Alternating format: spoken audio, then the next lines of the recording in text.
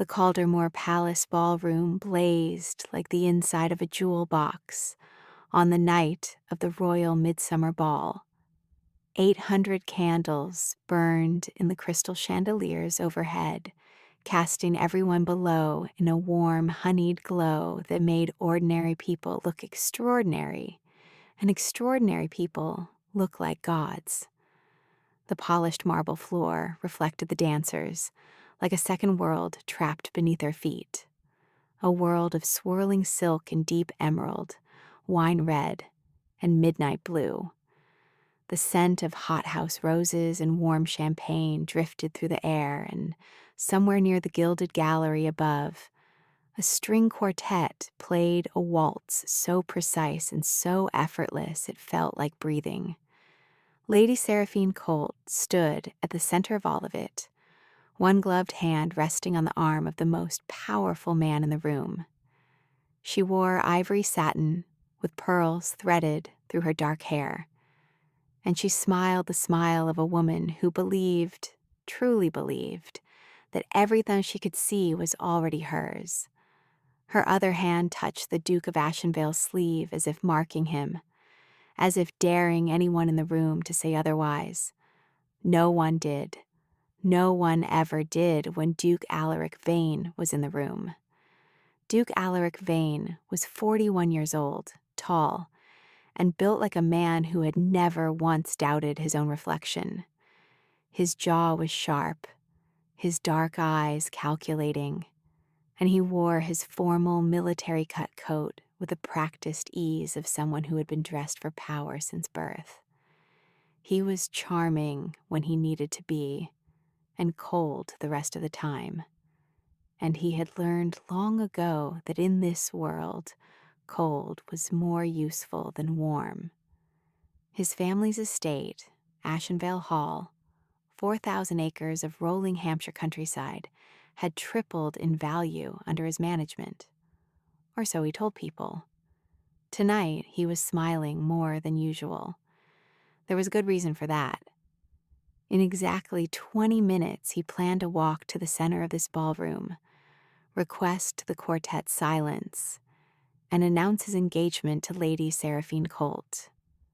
It was a perfect plan. He had been building toward it for 2 years. He had cleared every obstacle. He had made sure of it. His first Duchess was dead. He had the paperwork to prove it, or rather, he had the paperwork to say so.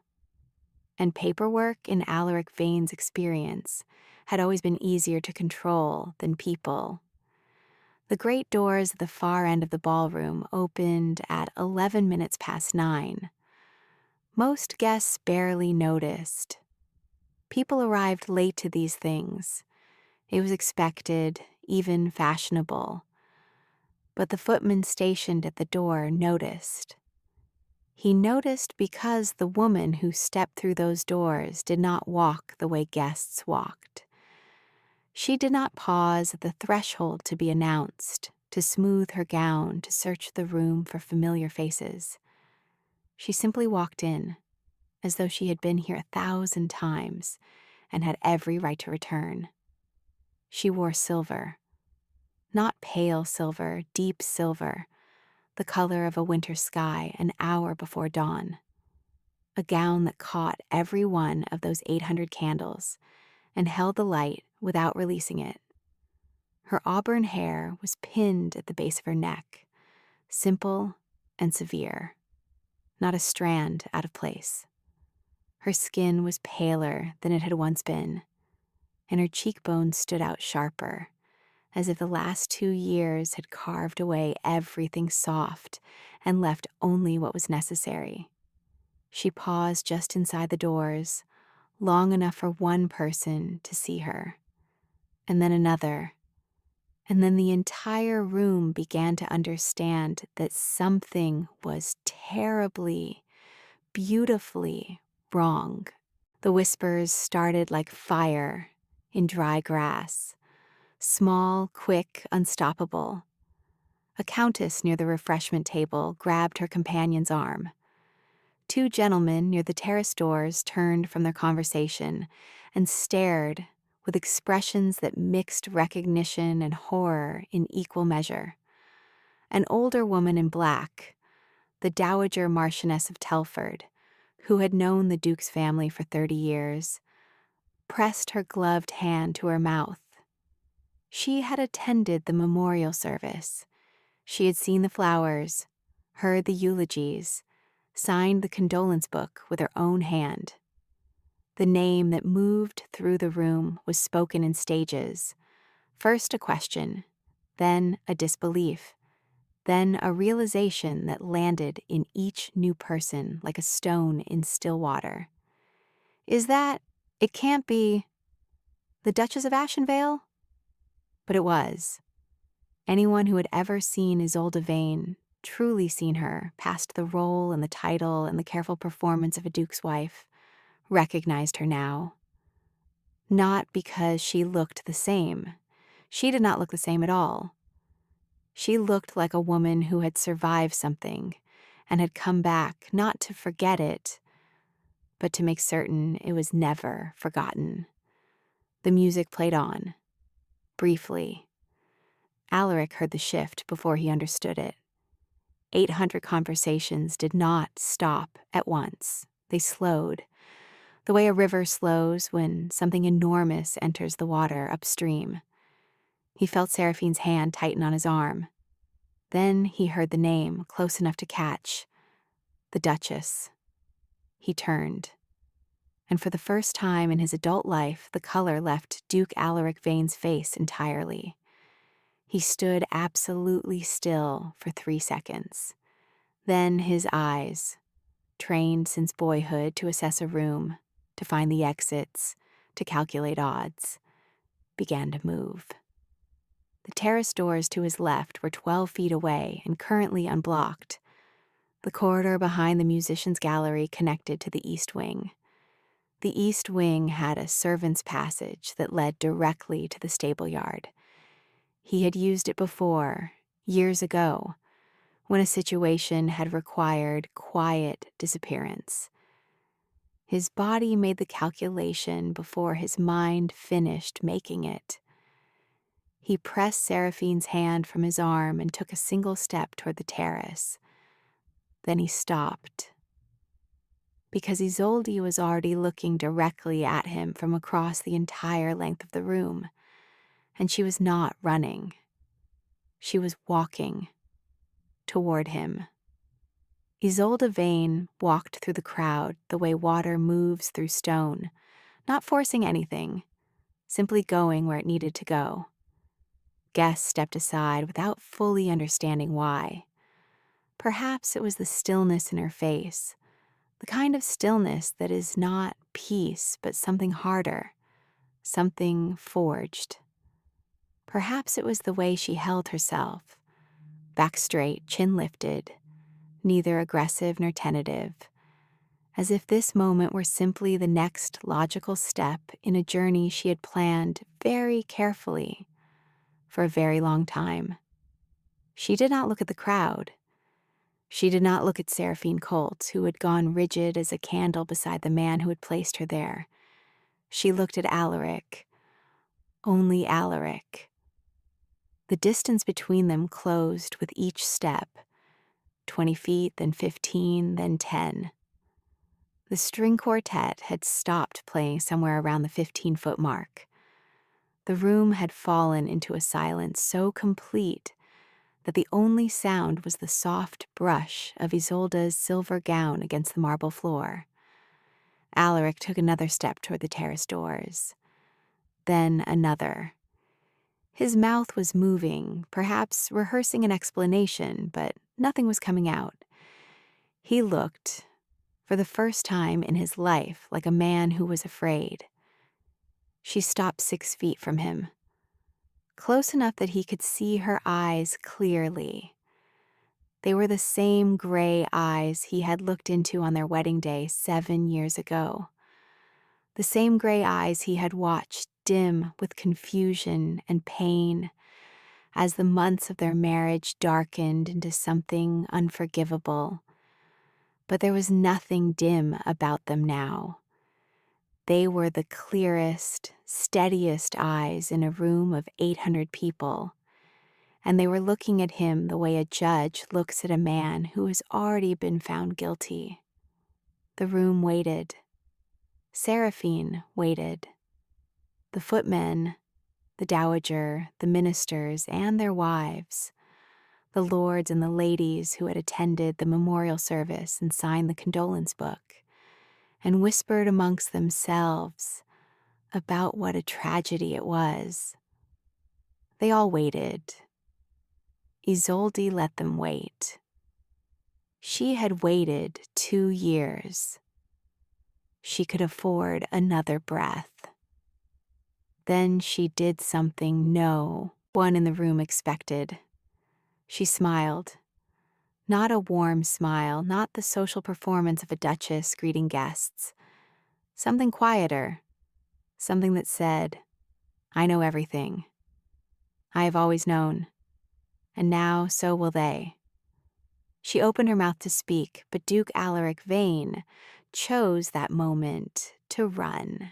7 years before the night of the ball, Isolde Hartwell had been 24 years old and entirely unimpressed by Duke Alaric Vane.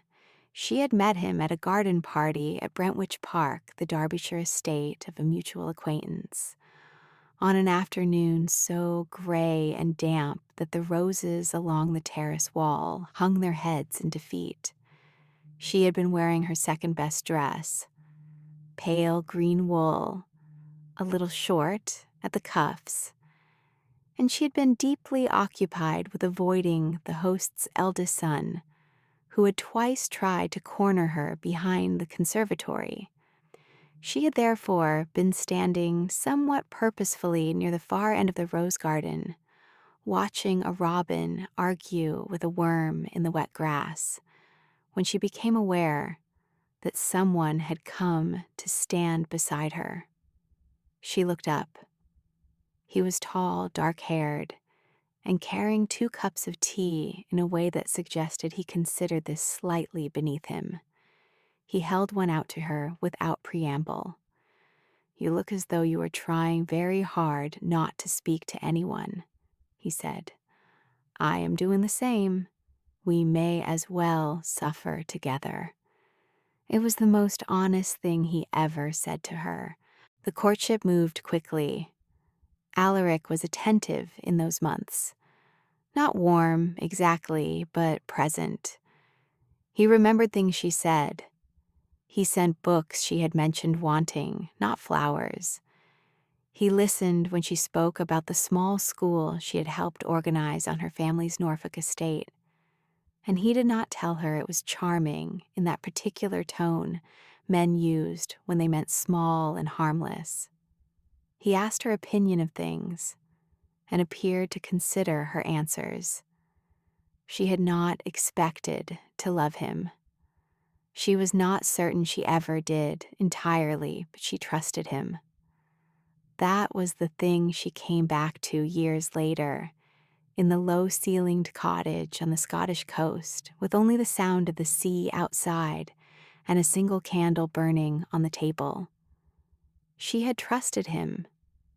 She had believed him to be a man of principle, the sort who kept his word because he felt the weight of it, not because he feared the consequences of breaking it. She had been wrong about him in every direction. But on the afternoon he proposed in the garden at Brentwich Park, with the rain starting again, and his voice perfectly steady, she had said yes, and she had meant it. Their wedding took place in the chapel at Ashenvale Hall on a cold November morning, with a pale sky and bare trees and 27 guests, none of whom were surprised. Isolde had walked down the aisle on her uncle Lord Cormac Hartwell's arm. Her parents had died when she was 16, a carriage accident on the Norwich Road, and she had looked at Alaric waiting at the altar and thought, this is a beginning. He had looked at her steadily as she approached, and there had been something in his expression that she took for gravity. for the seriousness of a man who understood what he was committing to. She understood later that it was calculation, that even as she walked toward him on that November morning, he was already managing the variables. She was 24. She had no parents.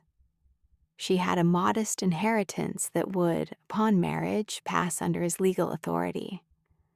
She had a gentle nature and a trusting disposition and a habit of seeing the best in people that he had identified, within the first week of their acquaintance, as the most exploitable thing about her.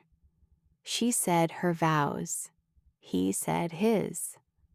The bells rang, and Isolde Hartwell became Isolde Vane, Duchess of Ashenvale. The first year was not unhappy, not exactly. It was merely quiet in ways she had not anticipated. Alaric was absent more than she had expected. London, he said, business with solicitors and tenants, and the various obligations of the dukedom. And when he was home, he was present in the way that a piece of furniture is present. He ate his meals. He sat in the library. He met with his estate manager, a man named Grafton, whose eyes never quite met hers. He was not unkind. He did not raise his voice. He simply lived beside her as if she were a particular arrangement of the room that he had accepted, but not chosen. Isolde filled her days with purpose. She organized the household, corresponded with the parish school, visited tenants in their cottages with baskets of food when the autumn harvest was poor. The tenants liked her. The housekeeper, Mrs. Ballow, liked her.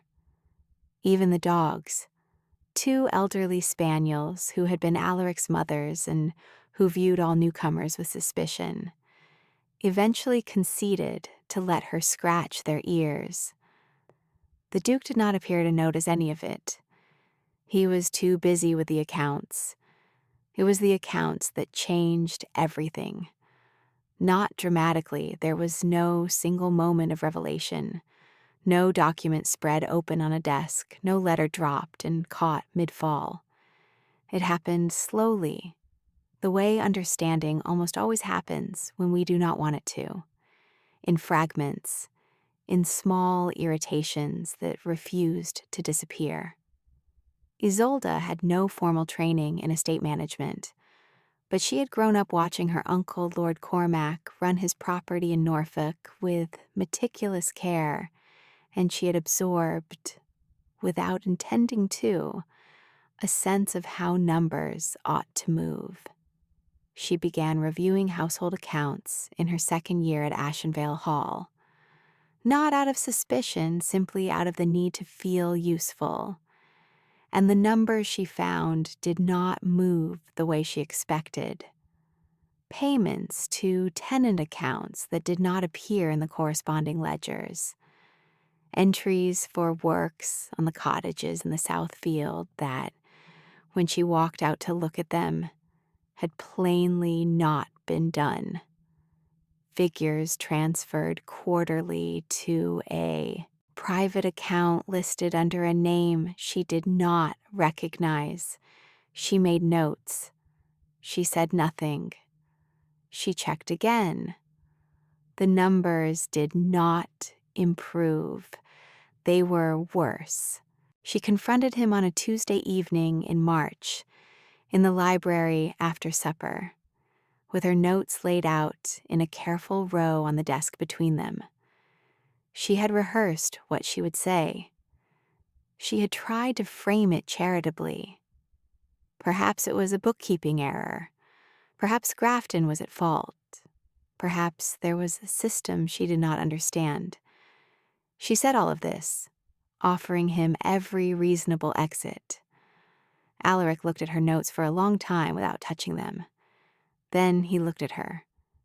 And in that moment, just for 1 second before the mask came back, she saw something in his face that made her stomach drop. Not guilt, not surprise, something colder. The look of a man recalculating. You have been misreading the ledger system, he said finally, his voice perfectly even. I will have Grafton explain it to you. You needn't concern yourself with this.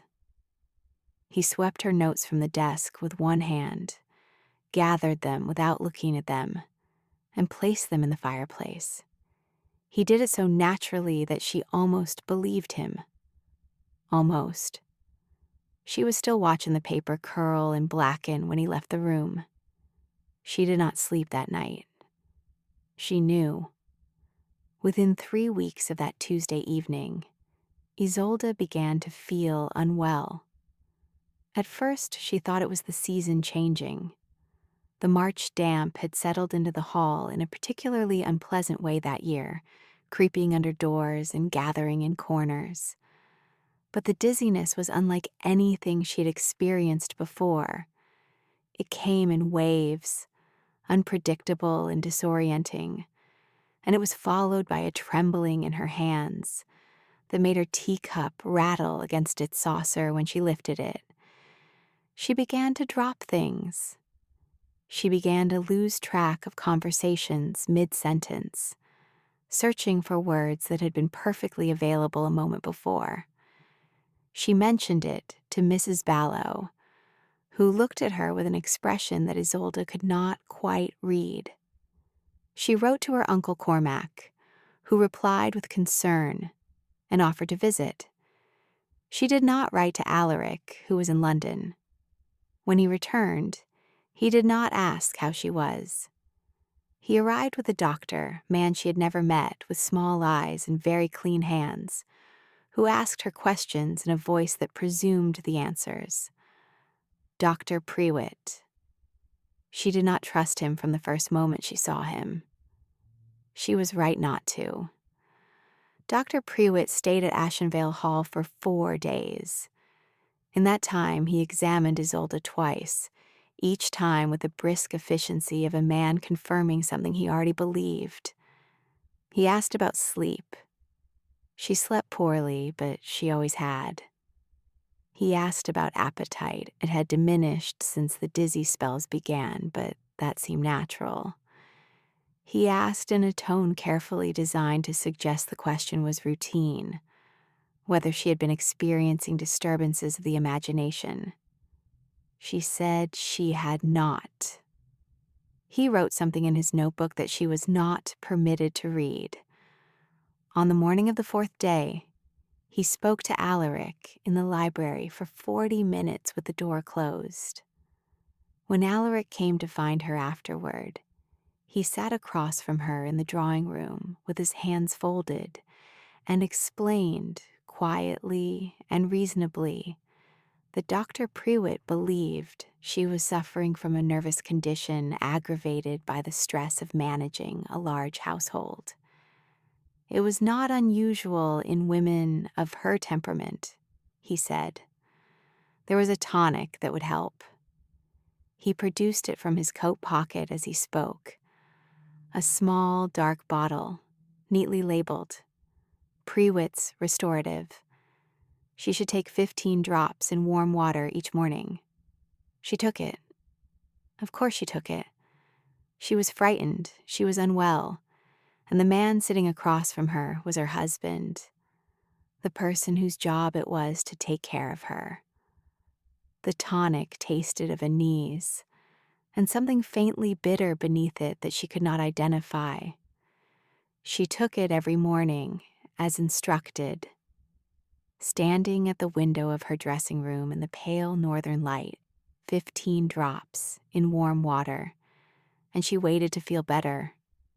She did not feel better. The dizziness continued. The trembling worsened. By the end of the first week on the tonic, she had begun to experience moments of confusion so profound that she would find herself standing in a room with no memory of having walked there.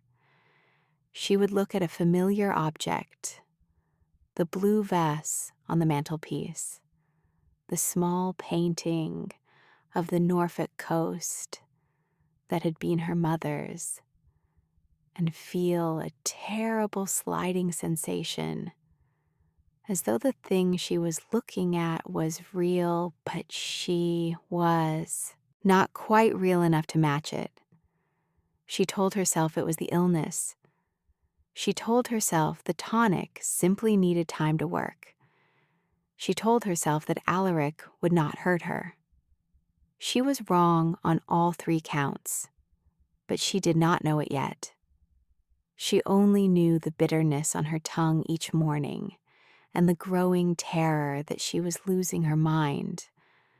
Her maid was a young woman named Wren Cobley, 22 years old with freckles and a remarkably direct way of looking at things that had made Isolde trust her from the start.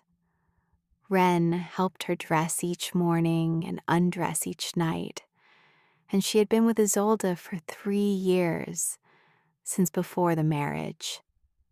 She knew, without being told, when her mistress was genuinely unwell, and when something else was wrong.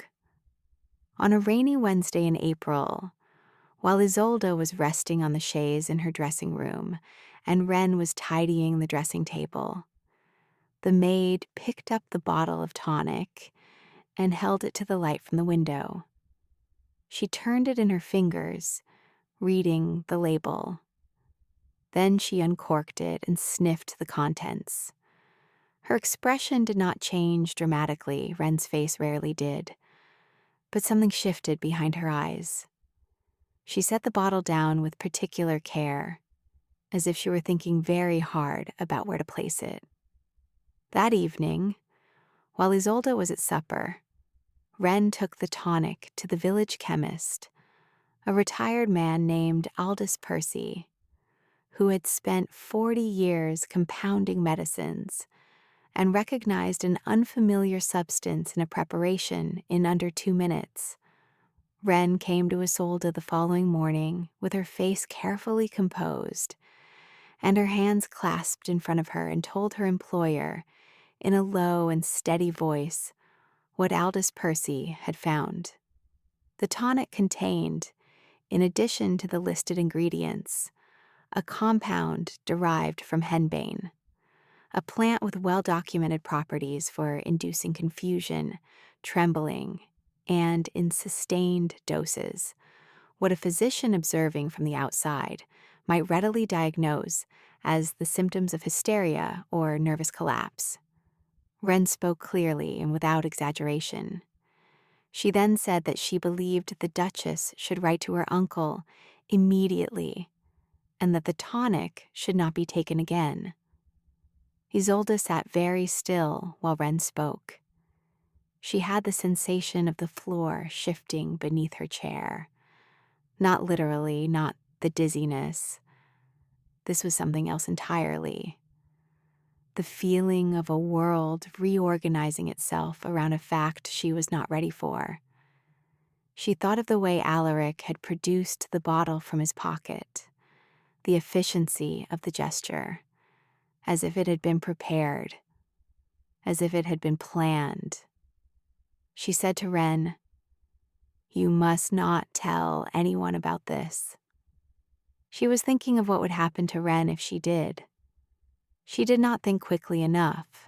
Within 36 hours of that conversation, Wren Cobley was gone from Ashenvale Hall. No notice, no farewell, no letter left behind. Isolde came down to breakfast on a Thursday morning and was told by Mrs. Ballow, with a very careful expression, that Wren had received word of a family emergency and had departed the previous night. When Isolde asked to see the note Wren had allegedly left, Mrs. Ballow said there had been no note, that the girl had simply gone. When Isolde pressed further, asking where Wren's family lived so she might write to check on her, Mrs. Ballow looked briefly and unhappily to the right, the direction of the Duke's study, and said she did not know. Isolde sat with her untouched breakfast and understood. She had underestimated him. She had not understood that a man who would poison his wife's morning tonic would have also thought 3 moves ahead. She had shown her hand too early. She had told Wren not to say anything, but she had not considered that Wren might be watched. She had not considered that this was not the beginning of something she could stop. It was already well underway. And she was alone in the house with a man who had just proven, beyond any question, what he was capable of. She stopped taking the tonic. Quietly, without announcement, she poured each morning's dose out the window of her dressing room, watching it darken the stones of the garden wall below. Without it, she could feel her mind attempting to reassemble itself, as though pieces that had been deliberately scattered were slowly finding their way back to their proper positions. The clarity, when it came, was both a relief and a horror. Because with clarity came memory of small things she had registered but not processed in the blurred weeks prior. The estate manager Grafton speaking in a low voice with someone outside the study door. A letter on the hallway table addressed to a firm of solicitors in Edinburgh, sealed before she could read the recipient's name. Alaric watching her at dinner with an expression she had attributed to concern and now understood as something else entirely. Assessment. He was watching to see how far along the process was. She considered her options. She could leave, but she had no money of her own, not since their marriage had placed her inheritance under his authority. She could write to Cormac, but she had already done so once and received a reply suggesting Alaric had somehow intercepted it. She did not have long. She understood this in a way that settled into her chest, not as panic, but as precision, the way extreme cold sometimes produces extreme clarity. She had, at most, a matter of weeks before Alaric realized the tonic was not working as intended. She needed to think. She needed to plan. She was sitting at her dressing table at 10:30 on a Monday night, composing a letter to Cormac using language so oblique that she hoped Alaric would not understand it, even if he did intercept it, when she heard the sound of a motor car on the drive below. 2 sets of footsteps in the entrance hall. Dr. Prewitt's voice and then Alaric's, too low to make out the words. A long pause, then footsteps on the stairs. Not Alaric's familiar measured tread, but the clinical, unhurried pace of a man who had come to do something specific. She sealed the letter. She tucked it inside the bodice of her dressing gown. She stood. She composed her face into the confused, helpless expression she had watched herself lose, and now understood she needed to perform. The door opened, and what came next was the thing that would haunt her for 2 years, and then make her dangerous. Harrowfield Sanatorium stood on the edge of a moor in the West Riding of Yorkshire, a place where the wind never fully stopped, and the sky stayed the same flat gray from November through March. The building itself was Victorian in the worst sense, all iron-fenced perimeter, tall, narrow windows, designed to admit light while preventing escape, red brick blackened by decades of industrial soot from the mill town 4 miles south. It had been established in 1887 as a private institution for the treatment of nervous disorders in women of the upper classes, which was to say a respectable place to send women whose inconvenience required a legitimate explanation. Its reputation was careful and its records were discreet, and it accepted new patients upon appropriate documentation from qualified physicians and male family members who could attest to the patient's condition. The documentation for Isolde's admission had been signed by Dr. Prewitt and countersigned by her husband. It described a woman in the advanced stages of hysterical collapse, prone to delusions, potentially dangerous to herself. The admitting warden had looked at it, and then at the pale, exhausted woman in the carriage, and had seen no reason to question it. He had seen it many times before. She woke on her first morning at Harrowfield, not knowing how long she had been there. The room was small: a bed, a washstand, a window with a bar across it that divided the moor view into a grid of gray squares. The sheet beneath her was coarse cotton. Her clothes were gone, replaced with a standard institution dress, a shapeless thing in faded blue. She lay on her back and looked at the ceiling, and spent several minutes simply verifying that she was still herself. She could remember her name. She could remember Ashenvale Hall, the blue vase, the Norfolk painting. She could remember Wren and the bottle of tonic and the sound of footsteps on the stairs. The memories were blurred at the edges, like photographs left in sunlight, but they were there. She was there. She had not become what the document said she was. She held on to that with both hands, the way a person holds onto a rope in moving water. The door of her room had a small window at face height, and through it she could hear the sounds of the institution beginning its morning routine. Footsteps on linoleum, the clank of a medicine trolley, a distant voice giving instructions in a tone designed for those assumed to understand nothing.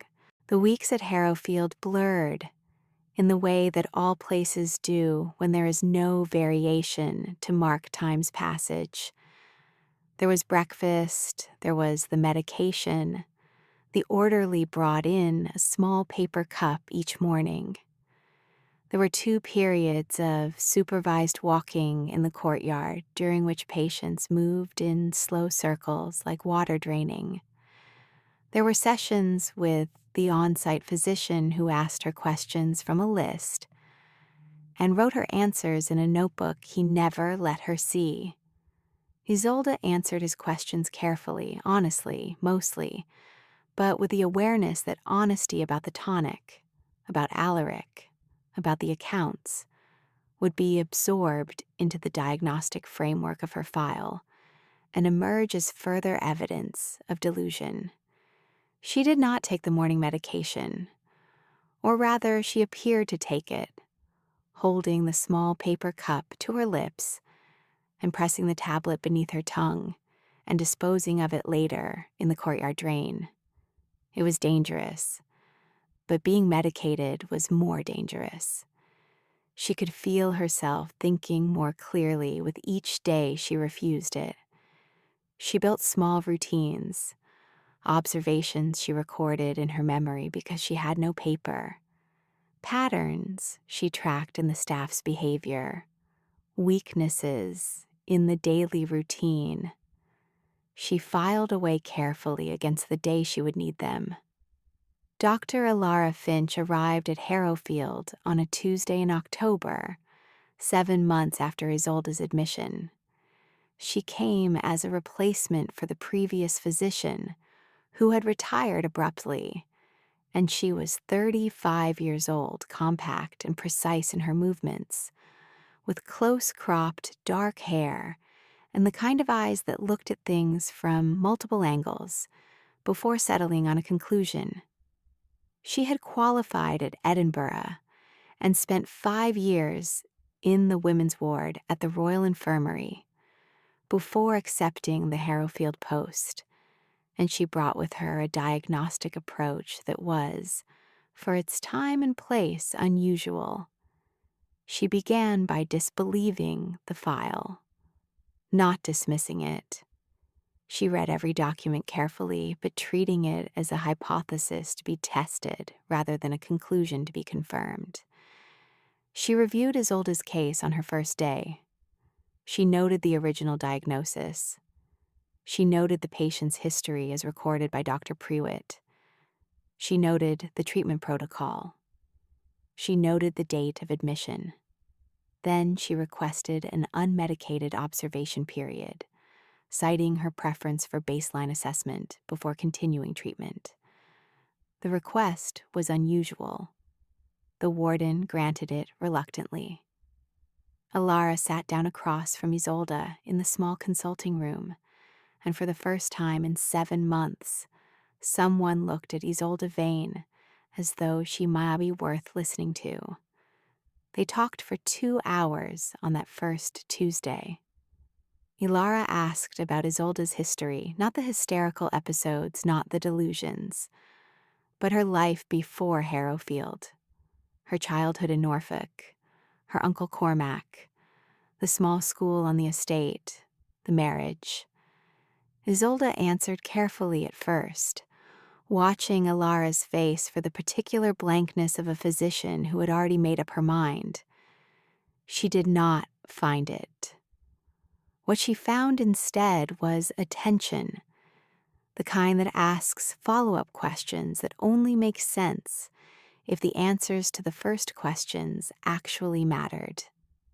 When Isolde mentioned the accounts, Ilara's pen stilled on her notepad.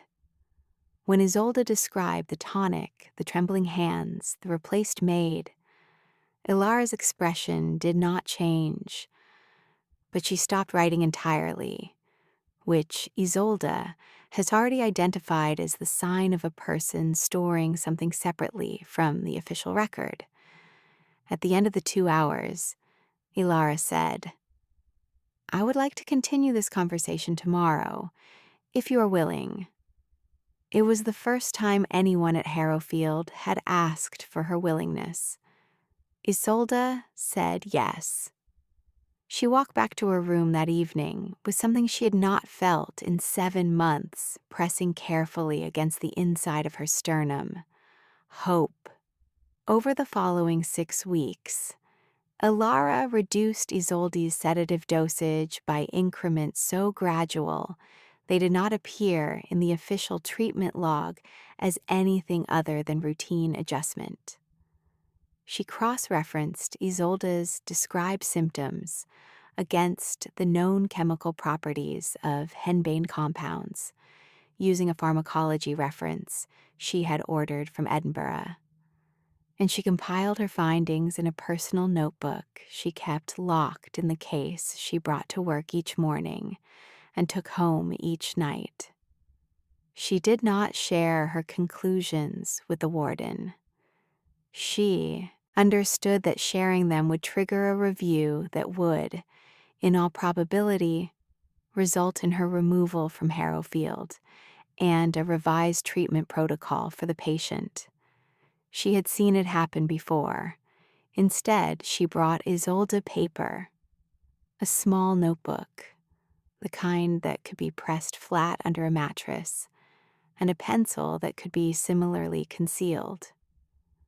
Isolde looked at these objects for a long moment before picking them up. "What do you want me to do with these?" she asked. Ilara looked at her steadily. "Remember everything," she said. "Write it all down, dates, names, amounts, everything you know about those accounts." Isolde picked up the pencil. Her hand was steady. It had not been steady in 7 months. The notebook filled slowly and precisely over the following 3 months. Isolde wrote in the early mornings before the staff changed shifts, pressing the pages flat and sliding the book beneath the mattress before the door opened. She wrote from memory, and her memory, stripped of the tonic, given clean air and the growing certainty that someone believed her, proved better than she had dared hope. She could recall figures, dates, the names of the firms that had appeared in Alaric's correspondence. She could recall the specific wording of entries in the estate ledger that had first made her uneasy. She built in the 50 pages of that notebook a picture that was not complete. She did not have the documents, could not yet prove what she suspected, but was detailed enough to form the skeleton of something that, with the right person in the right place, with access to the actual records, could become proof. Ilara read each new entry without comment, her face professionally composed. But on the morning Isolde showed her the final page, the estimated total of the funds she believed Alaric had diverted over 3 years. Ilara set the notebook down and pressed her fingers briefly against her mouth. Then she said simply, quietly, with absolute certainty, "I'm going to write to your uncle." Cormac Hartwell was 63 years old, white-haired, and built like a man who had spent his life outdoors managing a Norfolk estate. Broad through the shoulders, deliberate in his movements, with a face that showed everything it felt, whether he wished it to or not.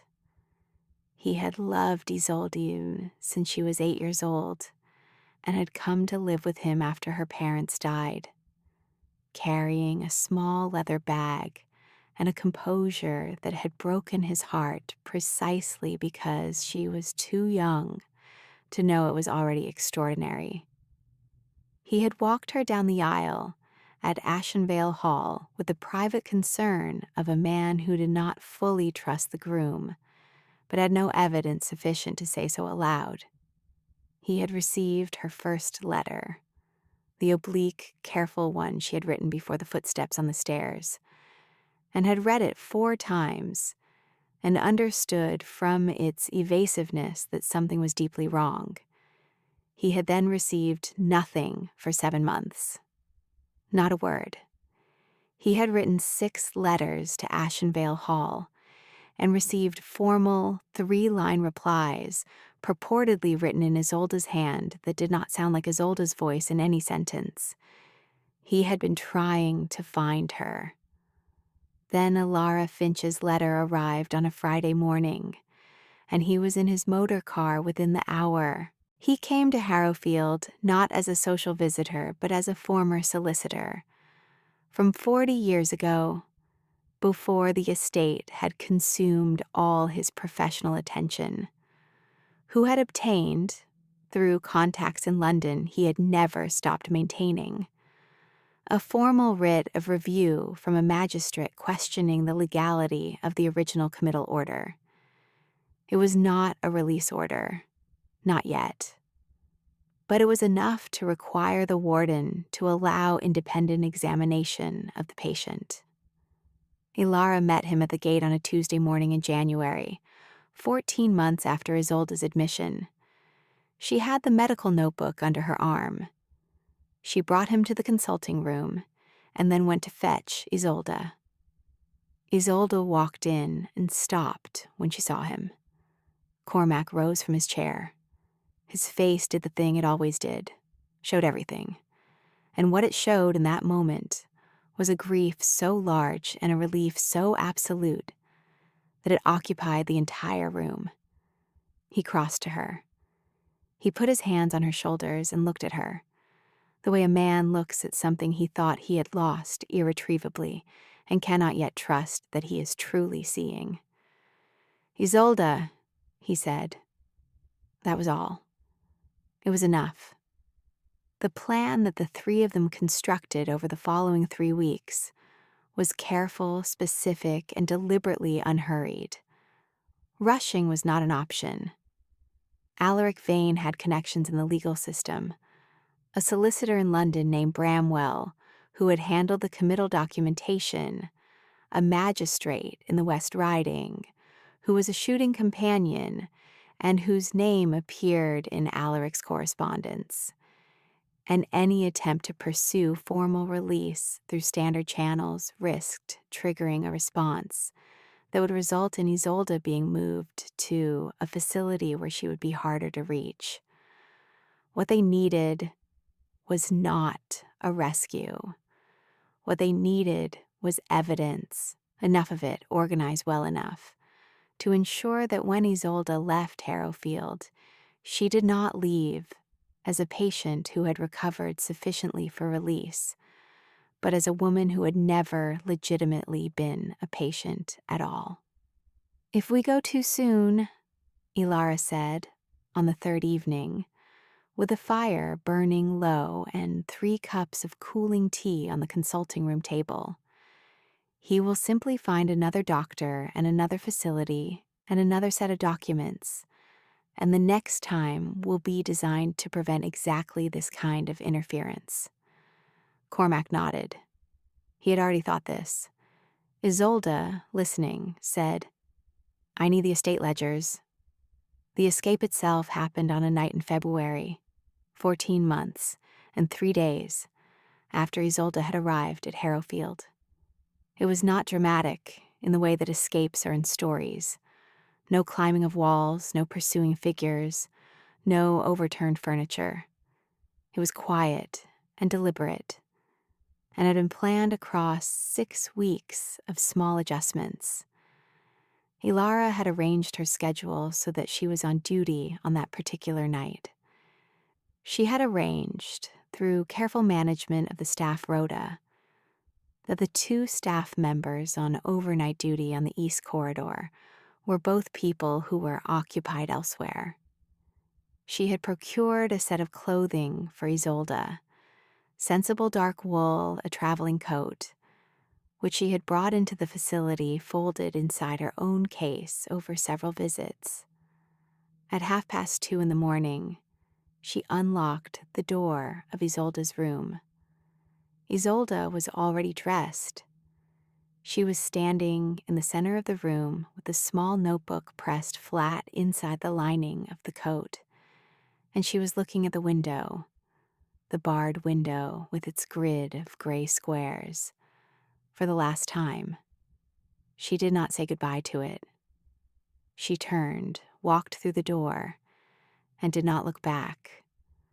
Cormac was waiting on the moor road 300 yards from the perimeter fence, the motorcar's engine running, its lights dark. Isolde walked to it across the frost-stiff grass with Ilara beside her, moving in silence through a night so cold that every breath made a small white cloud that dissolved before it could become a trail. The moor around them was absolute dark. The sky above it, absolute dark. No moon, no stars visible through the cloud cover. Only the distant orange smear on the horizon that was the mill town 4 miles away. She had been inside for over a year. She had forgotten the way open air felt against a face, the way cold, clean, and unobstructed moved differently from the recycled warmth of institutional corridors. She stopped for a moment, involuntarily, just on the far side of the fence where the moor grass began. She tilted her face upward into the dark and simply breathed it in. Ilara touched her arm, gently. They did not have long. Isolde lowered her face. She walked to the motor car. Cormac opened the door and she got in, and the door closed behind her with a quiet, solid click. The motor car moved. The lights stayed off until they reached the road. They drove south, then east, away from everything. They drove for 6 hours through the night, stopping once for petrol at a station on the outskirts of Leeds, where the attendant was too tired to look up. By the time the sky began to shift from black to the particular ink blue that comes before dawn, they were into the flatlands of Lincolnshire, crossing the fens on a road that ran straight between dark water channels on either side. Isolde sat in the back seat with her hands in her lap and watched the landscape move past the window. Ilara sat beside her. Neither of them spoke for the first 2 hours. Cormac drove. Finally, somewhere past midnight, with the heater making the only sound in the motor car, Ilara said quietly, "You should try to sleep." Isolde looked at her. "I'm afraid that if I close my eyes," she said carefully, "I will open them and be in that room again."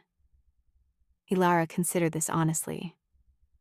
"I understand," she said, "but your body needs rest to heal, and you are going to need to be very well indeed for what comes next."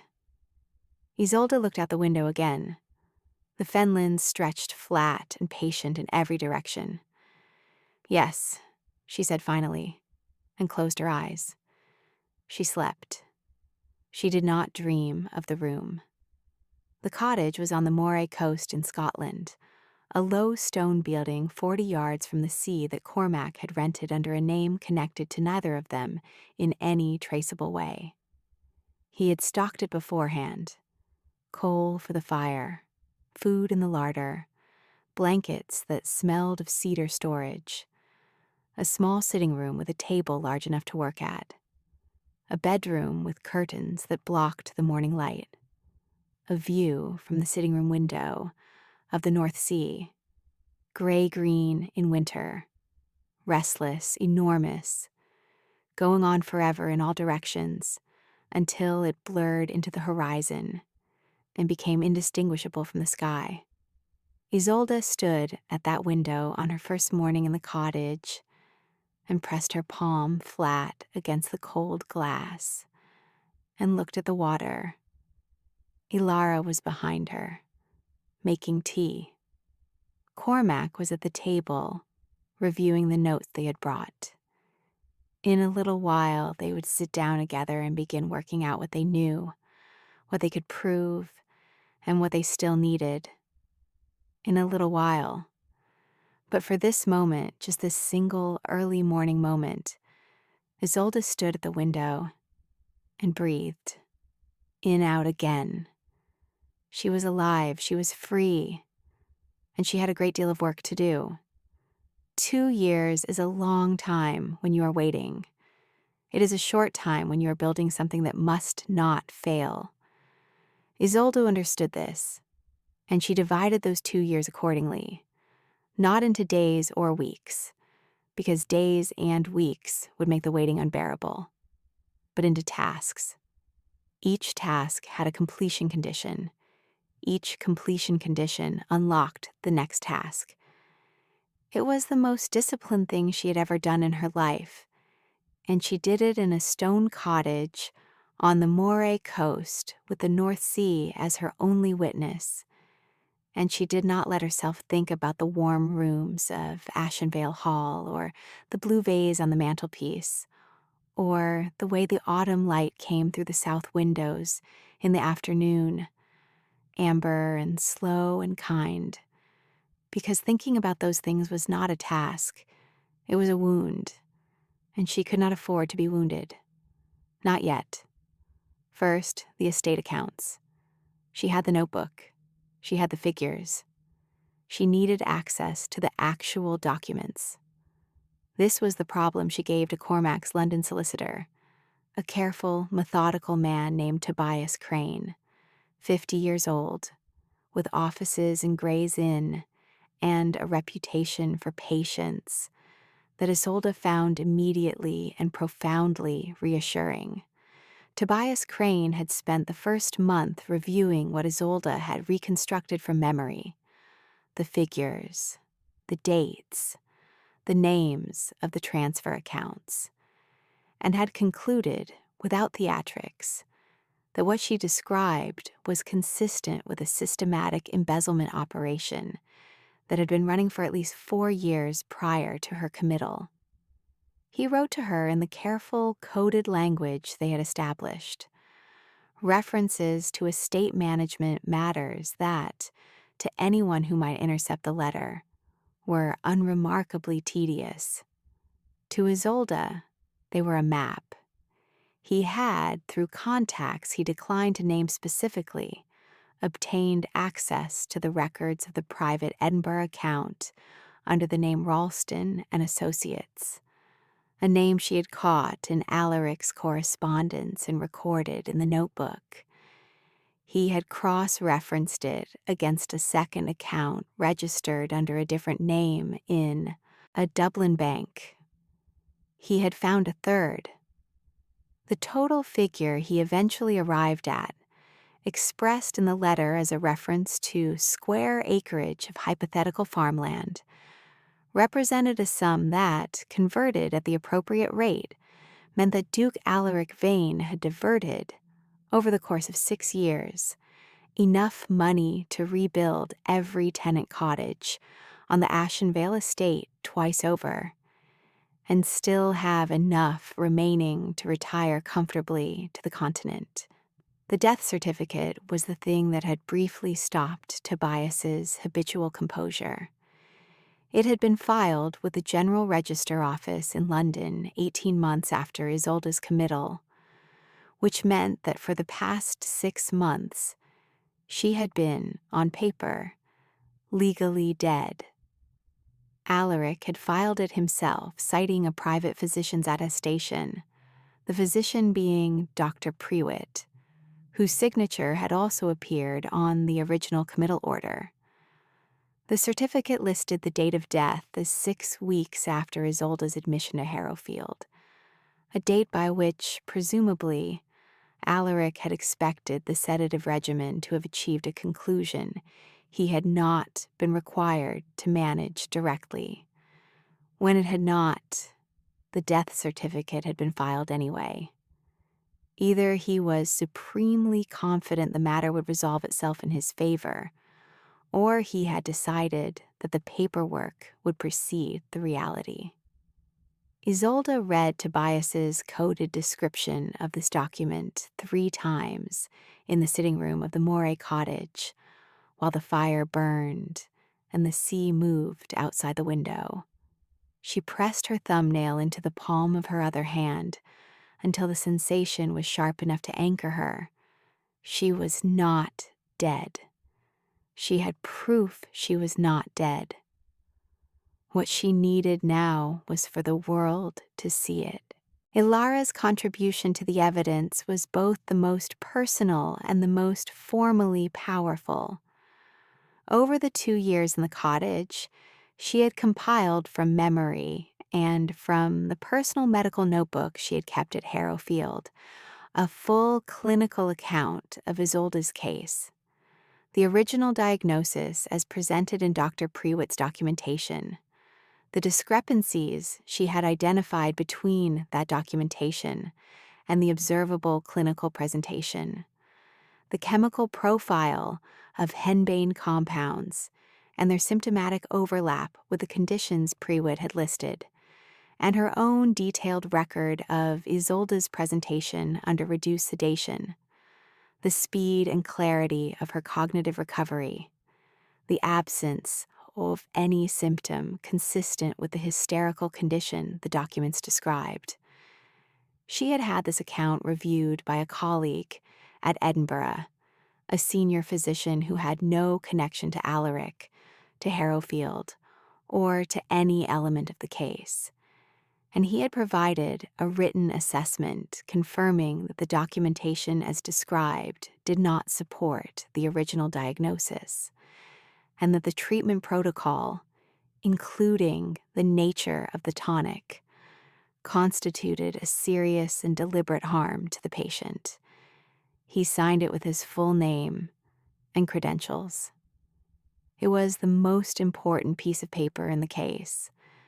They kept it in a locked tin in the cottage fireplace alcove, and Isolde checked on it every morning. The witness they had not expected was Wren Cobley, found in the spring of the 2nd year by one of Cormac's Norfolk contacts, who had, on Cormac's quiet instruction, been keeping an eye on the movements of former Ashenvale Hall staff.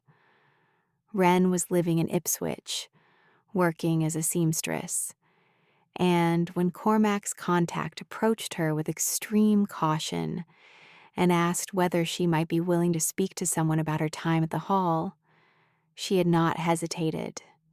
She had said, "I've been waiting for someone to ask." She came to London in May, not to the cottage.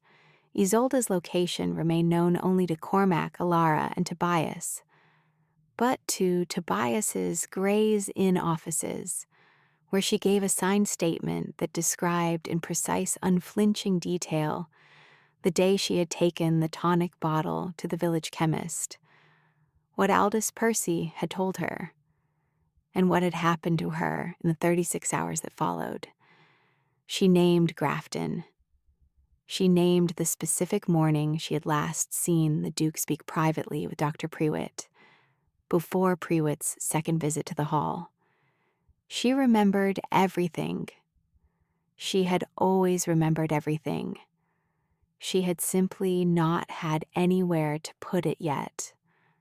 Tobias brought everything together in the autumn: the financial records, the death certificate, Alara's clinical account, and the Edinburgh Physician's Review, Wren's signed statement, and the original committal documentation, and assembled from these materials a formal submission to the Lord Chancellor's office and a parallel submission to Scotland Yard's Fraud Investigation Unit. He did not use Isolde's name in the initial submissions.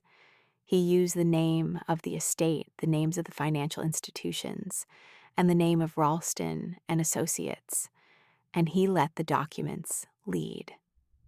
The fraud investigation opened in October. The investigator assigned, an inspector named Holloway, blunt and thorough, spent 3 weeks reviewing the financial materials and then asked, with the particular tone of a man who has found the center of something, whether there was a person connected to the estate who could provide direct testimony. Tobias said yes. He said that person would require certain guarantees before presenting themselves publicly, given the existence of a false death certificate in their name. Holloway had looked at the document for a long time. "She is alive?" he asked. Tobias had said, "Very much so." Holloway had said simply, "Good." He had meant it. He had closed the fraud file and opened a second, significantly more serious one. It was Isolde who decided on the ball. Tobias had suggested a formal presentation to the magistrate, quiet, legal, controlled. Cormac had preferred this approach. Alara had said nothing, understanding that this was not her decision. But Isolde had sat with the plan for 3 days and then said no. Not because she wanted spectacle. She did not want spectacle. She wanted something that could not be quietly managed. She knew Alaric. She had spent 7 years watching him move through rooms, manage situations, and contain narratives before they could spread beyond his control. And she knew that a magistrate's court, however formal, was still a room. And Alaric had never entered a room he could not work. The Royal Midsummer Ball at Caldermore Palace was a different proposition. It was 400 guests, 6 members of the nobility, 2 government ministers, and, Tobias had confirmed, several representatives of the London press. It was a room too large for one man to control, and Alaric would be there, because Alaric was always at the Caldermore Ball. And this year, he planned to announce his engagement, which meant he would be more visible, more exposed, and less able to retreat without the entire assembled world noticing him go. She told Tobias to get her an invitation. He got her 3. London in July was a different animal from the Murray coast. Isolde had not been here in 2 years, and the city came at her all at once as Cormac's motor car made its way through Bloomsbury toward the hotel they had booked under the name Alara had used for the reservation. Mrs. Finch and party, 2 rooms, 3 nights. The streets were warm in the way that London in summer was always warm, not cleanly but densely, layered with bus exhaust and flower cellars and the hot breath of pavement that had been in sun since morning. Through the motorcar window, she watched the city living its ordinary, oblivious life. A woman with a hat box, 2 boys running after a dog, an old man asleep in a chair outside a pub. And she felt the strangeness of it, that all of this had continued, that the city had not paused, that the world had simply gone on while she was on the moor in a room with a barred window. She pressed her hand against the motorcar door. She was here. She was present. Tomorrow was the ball, but first, this evening, Tobias, the evidence. One final review, seated around the table in his office in Gray's Inn, making sure there was nothing that had been missed and nothing that could be taken back. Tobias Crane's office smelled of paper and old leather and the particular dusty warmth of rooms that have housed important conversations for a very long time. He laid everything on the conference table in the order it would be presented.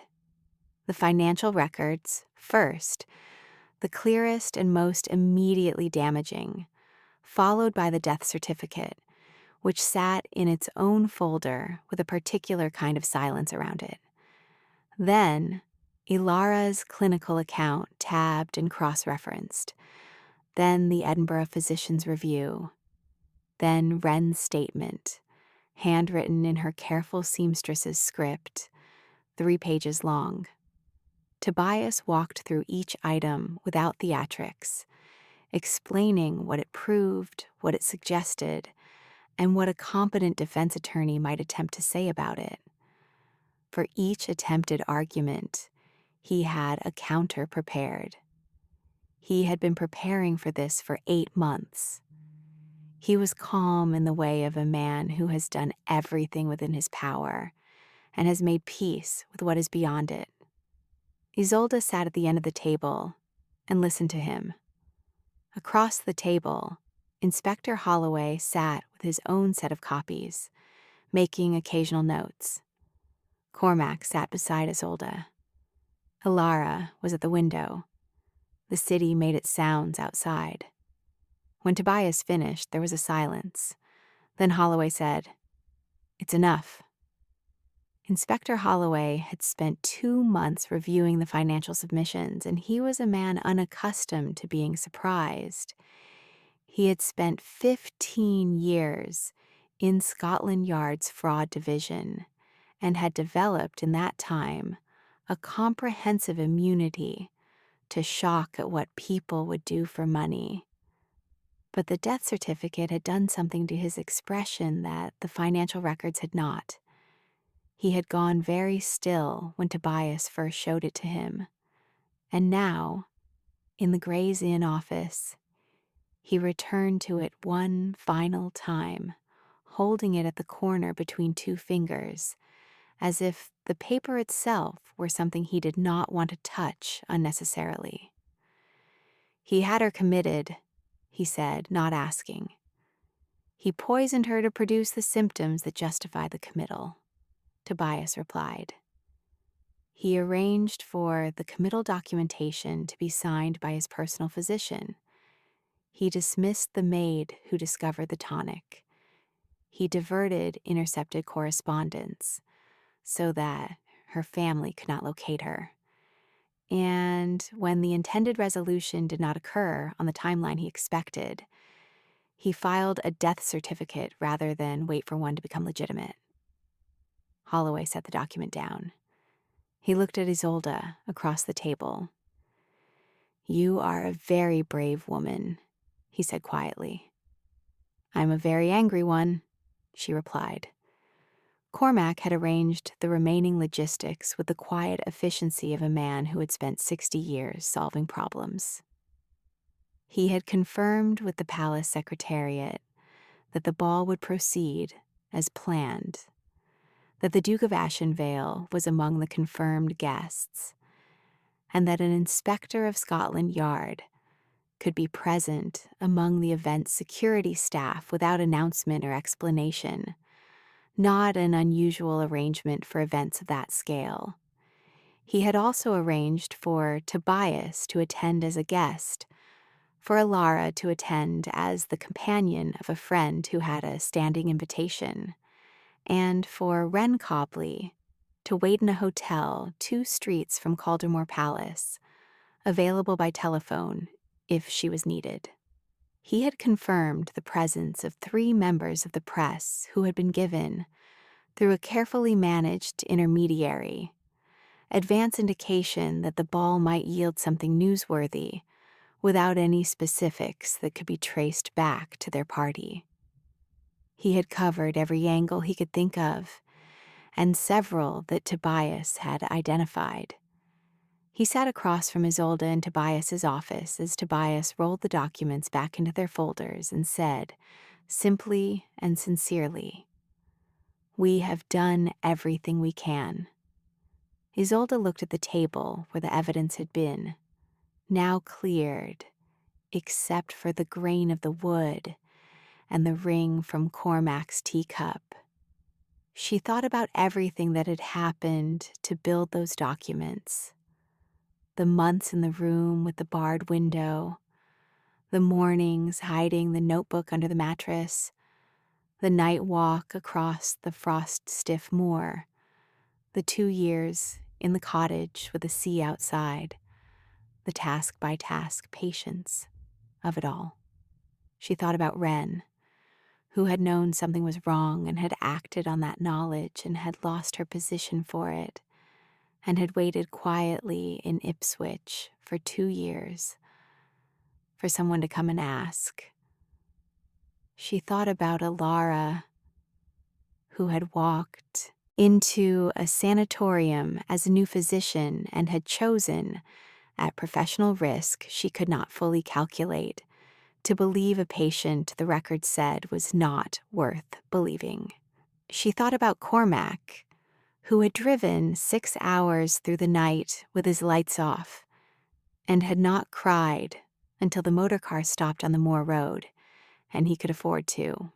She felt, very suddenly and without warning, the full weight of what it had taken to survive. She let herself feel it for exactly 1 breath. Then she set it down. She had 1 more thing to do before the morning. She went back to the hotel alone. Cormac walked with her, but waited in the lobby, which was exactly what she needed. And she sat at the small writing desk in her room and wrote a letter addressed to Cormac, to be opened in the event that something went wrong at the ball. She was not certain what going wrong would look like exactly. Alaric was not a man who made his moves openly, but he was unpredictable under pressure, and she had been wrong about him before. She wrote the letter plainly, without drama. She described everything: the accounts, the tonic, the committal, the death certificate. She named everyone. She described where the evidence was held. She told Cormac, in the final paragraph, that she was proud of what they had done, and that she was not afraid. She sealed the letter. She pressed it with her palm for a moment. Then she put it inside the small leather bag she had brought from the cottage, which also contained a spare set of documents Tobias had duplicated. And she set the bag on the chair beside the bed where she could see it. She lay down.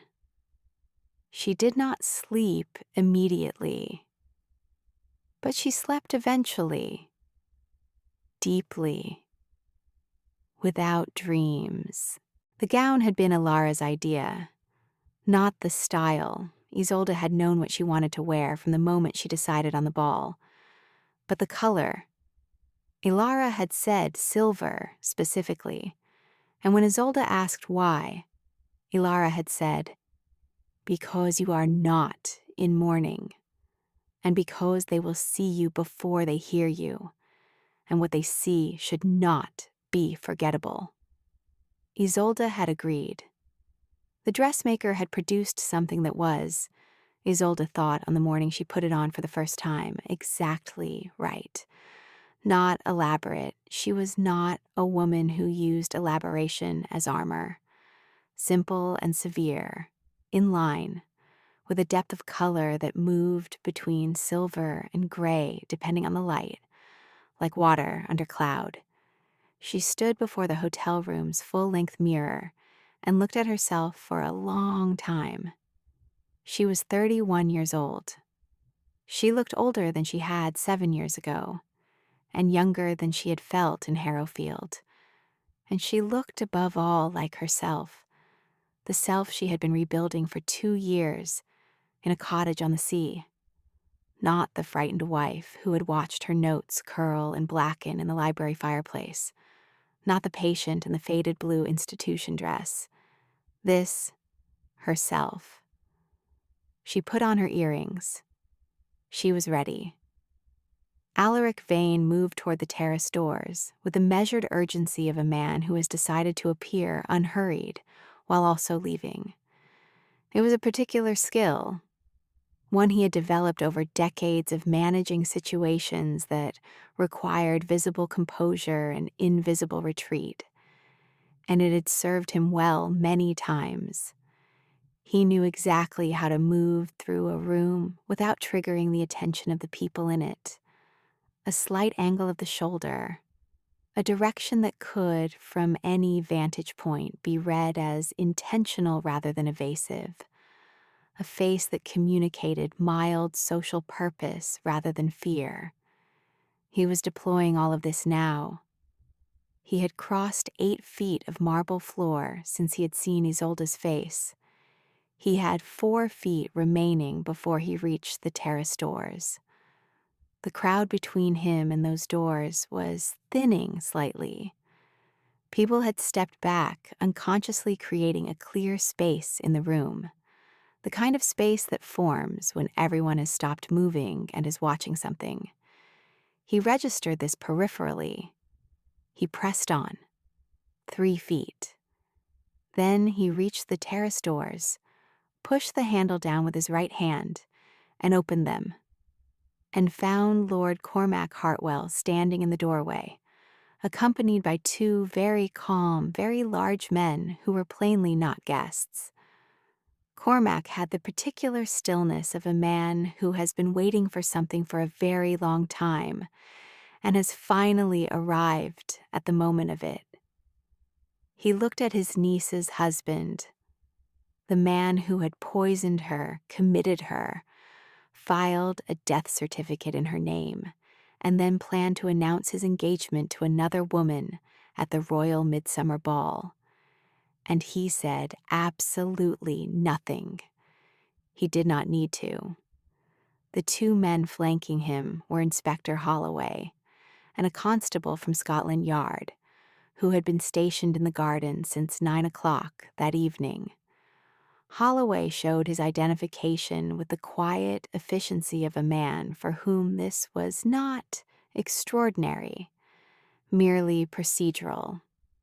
He said in a voice low enough for the 3 of them and no one else that the Duke of Ashenvale was requested not to leave the premises this evening, and that he would be grateful for the Duke's cooperation.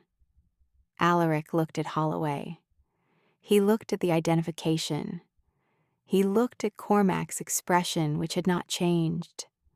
He looked, briefly, back into the ballroom, at the 800 candles, at the guests who had stopped moving, at Isolde, who was 20 feet away and watching him. Then he turned back inside. He had nowhere else to go. The room, which had been silent, was now very still in a different way. The stillness of 800 people simultaneously holding their breath, waiting to understand what they were seeing. Alaric walked back through the terrace doors onto the ballroom floor, and the crowd parted around him without quite meaning to. He was still carrying himself with some attempt at composure, old instinct, too deep to fully suppress. But the color had not returned to his face, and the set of his jaw was wrong, too tight, betraying the effort it was costing him. Lady Seraphine Colt had not moved from where he had left her. She was standing near the center of the room with her ivory satin and her pearls, and her face was now a collection of very careful, very controlled expressions layered over something that was beginning, at the edges, to look like panic. She looked at Alaric as he walked back in, and what she found in his face made her take one involuntary step backward. Alaric stopped in the middle of the room. He was now equidistant from both the terrace doors and the main doors. He turned, and Isolde was in front of him, 6 feet away, the same distance she had stopped at before. She had not moved. She had waited. Isolde. Her name came out of him in a voice she had never heard him use. Not the controlled voice, not the managing voice. Something stripped of its layers, involuntary, almost a question. She did not answer. Not immediately. She let the name sit in the air between them. Let the entire room hear it. Let everyone who had attended the memorial service and signed the condolence book hear the voice of a man addressing, by name, the woman he had declared dead. Then she said, simply and clearly, and with a precision she had been practicing for 2 years, "Good evening, Alaric." 3 words. She watched them land. She watched him calculate. She had always been able to see him calculating. She understood that now she had mistaken it for thoughtfulness and care, but it was always calculation. And she watched the calculations fail one by one as his mind moved through the options and found each of them blocked. The crowd was too large. The press was present. Cormac was at the terrace doors. Tobias Crane was moving through the guests toward them with a briefcase in his hand, his expression the serene composure of a man who has done his preparation and trusts the work. There was nothing left to calculate. Isolde did not shout. She did not need to. The room was already quiet, and she had, in the 2 years on the Moray coast and in the weeks of preparation in London, arrived at the particular state of calm that comes when a person has stopped being afraid of a thing and is simply dealing with it. She turned slightly from Alaric, not dismissing him, not done with him, but including the room. And she spoke in the voice of a woman addressing a gathering of her equals, which was exactly what she was. "My name is Isolde Vane, Duchess of Ashenvale," she said. "Many of you attended a memorial service held in my name 18 months ago. I was not, as the documentation filed by my husband stated, deceased. I was a patient at Harrowfield Sanatorium in Yorkshire, placed there under a fraudulent committal order on the basis of a diagnosis manufactured by my husband's personal physician to conceal my discovery of systematic fraud within the Ashenvale estate accounts. I have been absent from this room for 2 years. I have spent those 2 years assembling the evidence necessary to return to it. I have assembled it." She paused. She looked directly at Alaric. "All of it."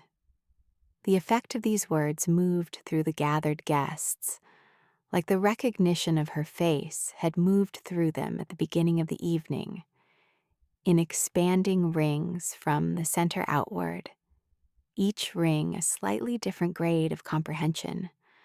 Nearest to her, close enough to hear every word, the reactions were immediate and visible. A dowager's hand going to her mouth, 2 ministers exchanging a look that contained, in the compressed language of long acquaintance, an entire conversation about what this meant. Farther out, people were still working out what had been said, and farthest out, nearest the walls, the word was spreading, still murmured from person to person with increasing speed. What remained constant throughout was the silence, not the silence of empty rooms, but the heavier silence of a very full room in which no one wants to be the one to make an unnecessary sound. Tobias Crane reached Isolde's side and opened the briefcase. He removed the uppermost folder and held it out. Not to Isolde, not to Alaric, but to Inspector Holloway, who had come in from the terrace doors and was crossing the floor toward them with the steady, purposeful stride of a man arriving at the most important moment of a very long investigation. Seraphine Colt left the ballroom sometime between the opening of the briefcase and Inspector Holloway's first formal question to the Duke. No one saw her go. The room's attention was arranged elsewhere, and she did not take anything with her except her ivory evening bag and whatever dignity could be carried quickly and in silence. She walked through the east corridor and out through the servants' entrance and into the warm London night. And she did not stop walking for a very long time. This was something Isolde learned afterward, and she felt about it nothing in particular. Seraphine Colt was not the enemy. She was simply a woman who had been told a story that had turned out not to be true, and she had left when the truth arrived, which was perhaps the most sensible decision anyone made at Caldermore Palace that evening. The rest of the evening, the formal production of the evidence, the moment when two constables came through the main doors and approached the Duke at the inspector's signal. All of this Isolde witnessed with the same precise external calm she had used to walk into the room.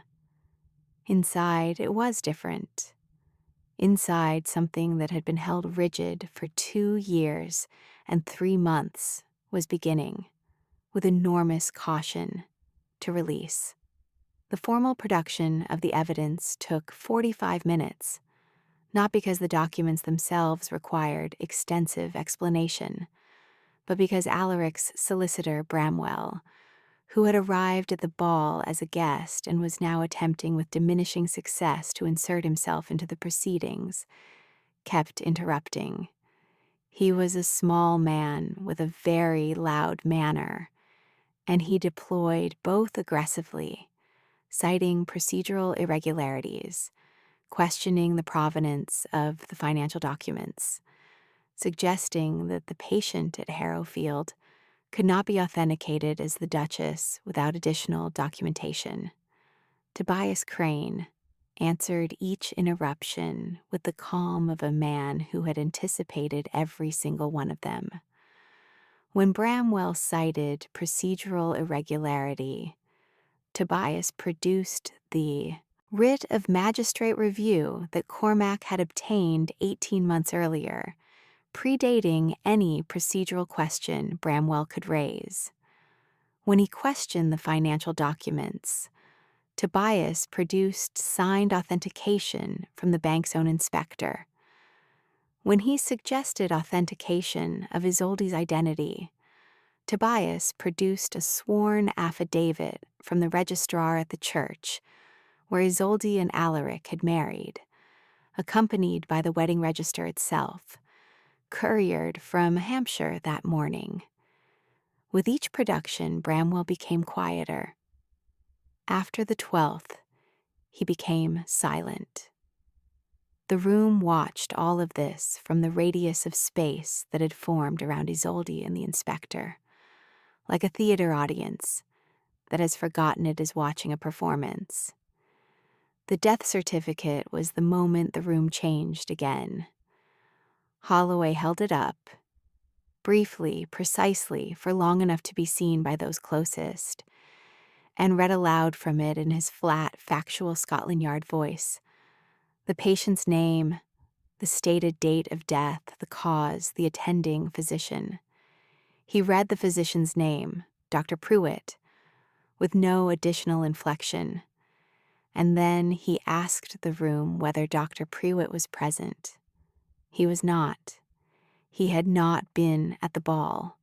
He had, Holloway noted, also not been at his registered London address since the previous Friday, which was something his colleagues were looking into. He set the certificate down. He looked at Alaric. "Your Grace," he said, with the particular formal courtesy of a policeman who is about to say something very serious, "I am obliged to ask whether you can account for this document." Alaric said nothing. His solicitor had told him to say nothing, and for once in his life, Alaric was listening to someone else's advice. His silence, in that room, at that moment in front of every face that had attended the memorial service and believed the story he had built, and cried over the woman who was standing 6 feet away from him, very much alive. His silence was its own answer. Everyone in the room heard it.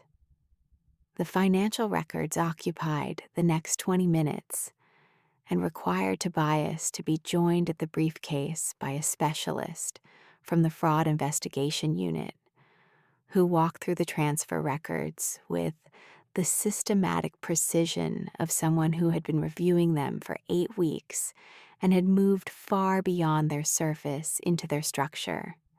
He named the accounts. He named the institutions.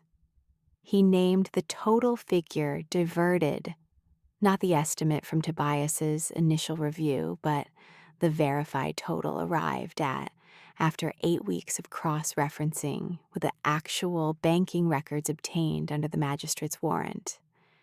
It was a number that produced, when he read it aloud, a sound in the room, not a collective gasp, but a collective exhale, the sound of 800 people simultaneously releasing a breath they had not known they were holding. Grafton, the estate manager, was named. The Edinburgh solicitor who had administered the accounts was named. Several of the transactions, the specialist noted, had been countersigned. The countersignature was a convincing reproduction of the Duchess of Ashenvale's hand, used to authorize withdrawals from accounts that required 2 signatures.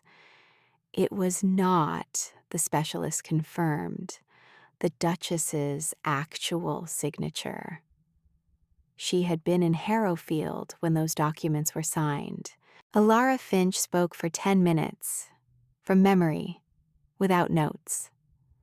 She had offered to bring the clinical record, but Holloway had said he preferred her account presented orally for the room, with the written record submitted as a separate exhibit.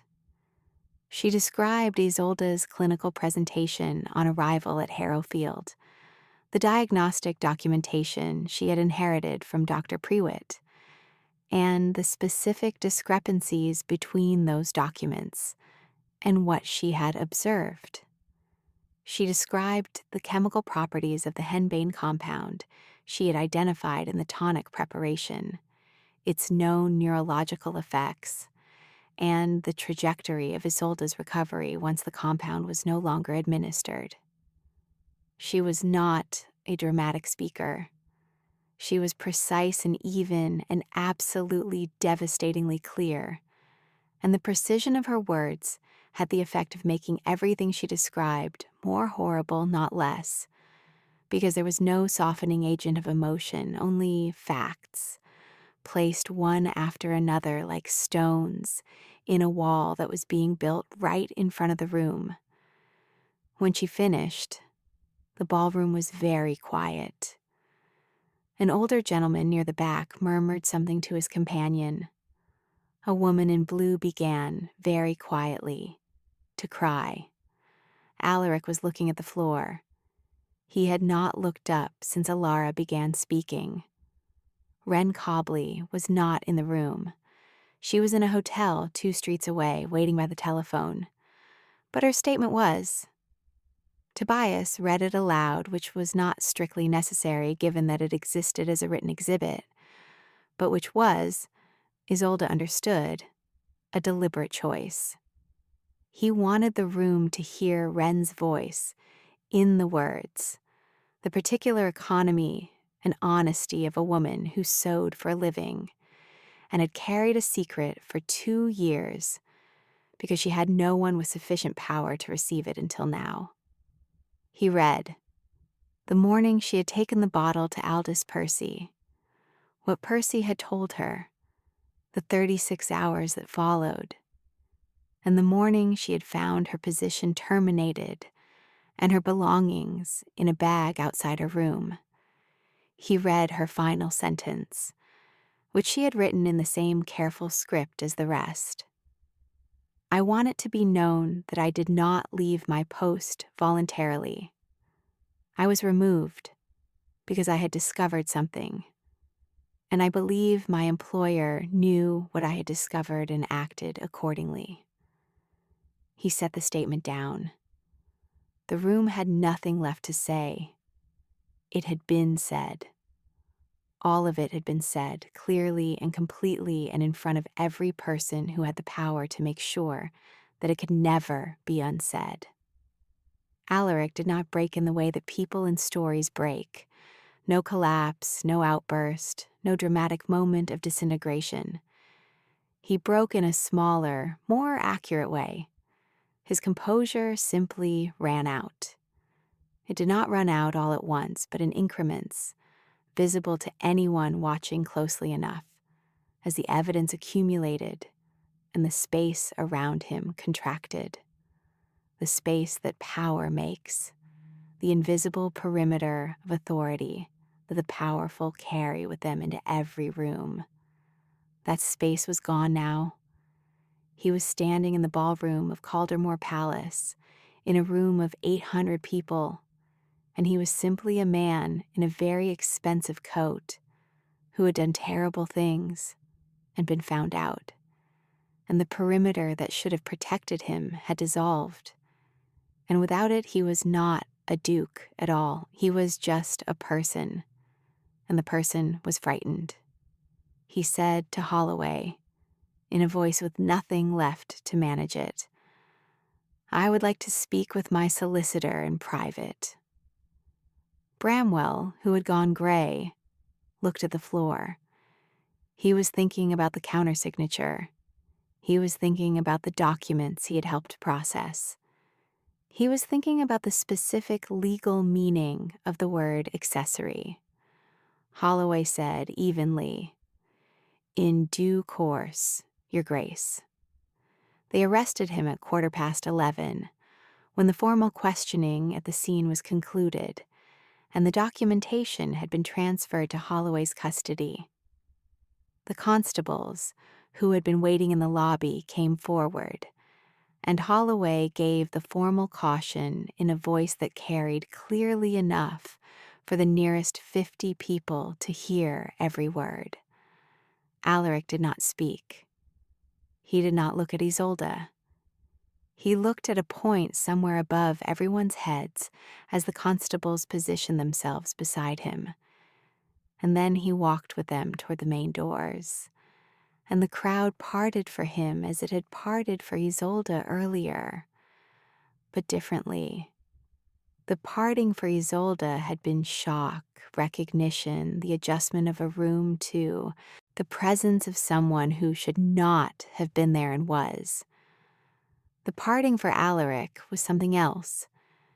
The instinctive drawing back of people who have realized they have been in proximity to something dangerous and are only now understanding the danger has passed. The main doors opened. He went through them. The doors closed. The room let out a breath. Somewhere in the musicians' gallery above, as if the instruments had a sense of timing, the string quartet began again. Tentatively, a quiet piece in a minor key, almost, but not quite, like the evening had been ordinary all along. The trial of Duke Alaric Vane lasted 4 weeks, was reported in every major newspaper in England and Scotland, and produced a verdict that, when it came in on a cold Thursday afternoon in November, felt to Isolde neither like triumph nor like closure. It felt like the end of a very long chapter of a book she had been forced to write. And the first morning after the verdict, she sat at the kitchen table of Cormac's Norfolk estate, with her hands wrapped around a cup of tea, and thought about what it was like to be finished with a thing and to have no task left to complete. The charges had been multiple and had been prosecuted methodically, without drama, in the manner of a case that had sufficient evidence and required only careful presentation rather than persuasion. Fraud, in the first instance, the systematic diversion of estate funds over a period of 6 years, the total confirmed at a number that produced audible reactions in the public gallery each day it was mentioned. The unlawful committal of a person under fraudulent medical documentation, the filing of a false death certificate, the forgery of a countersignature on financial documents. Each charge was supported by the evidence Tobias had assembled, and each was, in the end, confirmed by the jury in under 3 hours. Alaric was sentenced on a Wednesday morning, 2 weeks after the verdict. The sentence was 12 years. Dr. Prewitt, who had been found at a boarding house in Calais 3 weeks after the ball and returned to England under formal extradition proceedings, received 8 years. Grafton, the estate manager, had cooperated with the prosecution's investigation and received a reduced sentence of 5 years, with a recommendation for early review on account of his cooperation. The Edinburgh solicitor associated with the Ralston accounts received 7 years. Bramwell, Alaric's solicitor, was disbarred and referred for separate criminal proceedings. Wren received a formal apology from the court, unusual, Tobias said, but appropriate, and a financial settlement negotiated as part of the civil proceedings, which ran parallel to the criminal case. The settlement included compensation for wrongful dismissal and damages for the harm she had suffered as a direct result of her dismissal. It was not enough, Isolde thought, for what Wren had carried for 2 years with no one watching and no one asking. But it was something. It was the system doing what it could, which was not everything but was not nothing. She had learned, in the past 2 years, to separate those two things. They were not the same. She accepted the first and worked to close the gap. The estate returned to her in January, legally, formally, under the management of a trustee Tobias had installed during the criminal proceedings, who had done a preliminary audit of the accounts and confirmed that the situation, while serious, was not irreparable. The tenant cottages in the South Field that had been listed in the diverted maintenance funds, but never repaired, were still standing, barely. Their roofs had developed the kind of damage that comes from several years of Yorkshire weather and no attention. But they were fixable. The tenant families who lived in them had, for the most part, stayed. When Isolde's first letter as reinstated Duchess arrived at the estate agent's office in late January, explaining that she would be returning to Ashenvale Hall in February and requesting a full accounting of the estate's current condition, the estate agent had forwarded it to the tenants who had remained, and 3 families had written back. Their letters were practical, carefully worded, unsentimental in the way of people who have learned not to trust promises easily. They described what needed doing. They did not ask whether she intended to stay. She wrote back on the same day she received each letter. She told them she intended to stay. She told them what she would fix first. She told them when she would arrive. She kept every promise. Alara Finch returned to Edinburgh in February to the position at the Royal Infirmary she had held before Harrowfield, which had been preserved for her by a senior colleague who had, upon reading the newspaper coverage of the trial, decided that his original instinct about Dr. Finch's quality had been vindicated on a scale he had not anticipated. She and Isolde parted at King's Cross Station on a grey February morning. Alara for Edinburgh, Isolde for Hampshire. And the farewell was not long. Alara was not a person who was good at sustained farewell. "You will write," Isolde said. It was not a question. "I will write," Alara confirmed. They embraced briefly. Then Alara picked up her case and walked toward her platform with her usual compact efficiency. And Isolde watched her go and felt the particular tenderness that attaches to the people who see us at our worst and stay anyway. Cormac was beside her, his arm through hers, and he patted her hand without saying anything, which was the right thing to do. Seraphine Colt had accepted a posting abroad with a cousin's diplomatic mission. She had not commented on the trial in any public venue. Isolde wished her nothing, neither good nor ill, simply nothing.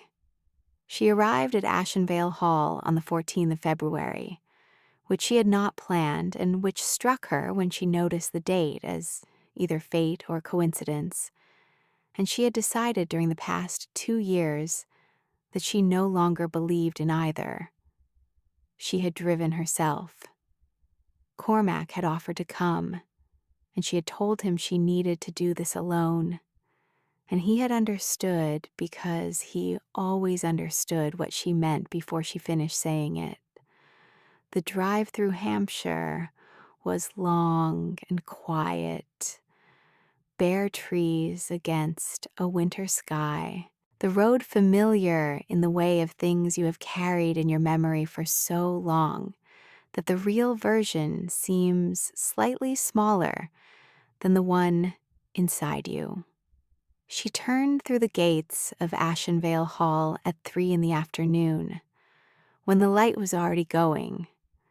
That early amber gray that February gives you before taking it back almost immediately. The drive was lined with bare elms. The house was at the end of it, just as she remembered. The stone facade, the tall windows, the particular proportions of a building that has been standing long enough to have absorbed everyone who ever lived in it. She stopped the motor car. She sat for a moment. Then she got out. She walked through the front door alone. Mrs. Ballow was there. She had stayed through everything, which was not surprising. She was that kind of woman. And behind her, the housekeeper was visibly, privately, composing herself with the determination of someone who has decided not to cry and intends to hold that decision. Isolde shook her hand. She did not cry either, not in the entrance hall. She walked through the house room by room, not looking for what was wrong or different, but simply being in each room in turn. The entrance hall, the drawing room, the library, the morning room with its view of the bare garden where the roses were nothing but dark stems in the February cold. She did not hurry. She had not hurried anything in 2 years, and she was not about to start. In each room, she paused long enough to remember it, to let the gap between the room she had carried in her memory and the room she was standing in close slowly, the way gaps close when both sides stop pulling. The room smelled of old wood and beeswax polish and the particular cool air of a stone house in winter. They smelled of a place she had come from, a place she had come back to. Hers. She stopped last in the library, which was where she had confronted Alaric with her notes on that Tuesday evening in March, which was where she had watched the paper curl and blacken in the fireplace, which was where, in a different version of her life, everything had ended. She stood at the window that looked out over the south field and the tenant cottages beyond, the ones with the damaged roofs, visible even from here as a slight wrongness in the silhouette of the buildings against the winter sky. She would start there. That was the first task. She would get the roofs repaired and the drainage sorted and the accounts in proper order. And she would do it as herself, visibly with her name on every document and her presence at every meeting and her voice in every decision. No hiding, no managing from the shadows, no performing the role of a woman whose presence is most valued when it leaves no trace of effort. She put her hand on the window glass, the way she had put her hand on the cottage window the morning after her escape, pressing her palm flat against the cold, feeling the house push back. The library fire was lit. Its warm glow fell across the window glass and turned the February garden amber for one moment. She turned from the window. She sat at the desk. She picked up a pen. She began